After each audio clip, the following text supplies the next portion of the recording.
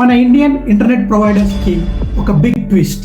Elon Musk Starlink satellite internet వల్ల Jio and Airtel నెట్వర్క్స్కి big threat ఉంది. మన telecom giants Jio and Airtel కొన్ని ఏళ్ల నుంచి లక్షల కోట్లు ఖర్చు పెట్టి 4G అండ్ 5Gని ఎస్టాబ్లిష్మెంట్ చేశారు. ఎన్నో టవర్స్ని బిల్డ్ చేశారు, అండర్ గ్రౌండ్ కేబుల్స్ని వేశారు, అండర్ వాటర్ కేబుల్స్ వేశారు అండ్ గవర్నమెంట్ నుంచి స్పెక్ట్రమ్ని ఆప్షన్లో కొనుక్కున్నారు. బట్ స్టార్లింక్ యొక్క situation different. Government direct allocation policy ప్రకారం వాళ్ళకి స్పెక్ట్రమ్ ఇచ్చింది. 4% ఫీజ్ ఇచ్చి మార్కెట్లోకి ఎంట్రీ ఇచ్చింది. ఈ స్టార్లింక్ అంటే ఎలాన్ మస్క్ ప్రారంభించిన స్పేస్ ఎక్స్ కంపెనీ ద్వారా తయారు చేసిన శాటిలైట్ నుంచి అందించే ఇంటర్నెట్ సర్వీస్. ఇది ప్రపంచంలోనే దూర ప్రాంతాలకు ఇంటర్నెట్ సర్వీస్ని అందించాలన్నదే వీళ్ళ యొక్క ప్రధాన ఉద్దేశం.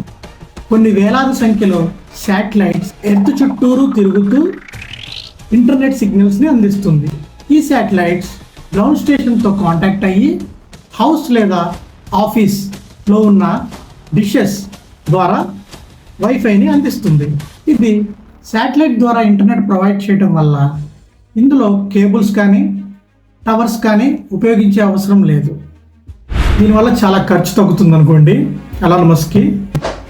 ఇది 2019లో స్టార్ట్ అయ్యి 2025 నాటికి 7600 శాటిలైట్స్కి పెరిగింది. స్టార్లింక్ యొక్క స్పీడ్ 60 Mbps నుంచి 150 Mbps ఉంటుంది. దీని యొక్క లేటెన్సీ 20 మిల్లీ-సెకండ్స్ నుంచి 40 మిల్లీ-సెకండ్స్ ఉంటుంది. లాటెన్సీ అంటే శాటిలైట్ నుంచి వచ్చే సిగ్నల్ మన డిష్కి రీచ్ అయ్యే టైం గ్యాప్. ఇది ప్రస్తుతం ఉన్న మన నెట్వర్క్తో పోల్చుకుంటే అంత స్పీడ్ ఏం కాదు. మన 5G నెట్వర్క్ యొక్క స్పీడ్ 100 Mbps నుంచి 200 Mbps ఉంటుంది. దీని యొక్క లాటెన్సీ 1 మిల్లీ-సెకండ్ కంటే తక్కువే. స్టార్లింక్ యొక్క ఏమేంటంటే 7600 శాటిలైట్స్ నుంచి 12000 శాటిలైట్స్కి ఎక్స్పాన్షన్ చేసి ఎక్కడైతే ఇంటర్నెట్ అవైలబుల్లో లేదో అక్కడ ఇంటర్నెట్ ప్రొవైడ్ చేయడమే స్టార్లింక్ యొక్క ముఖ్య ఉద్దేశం.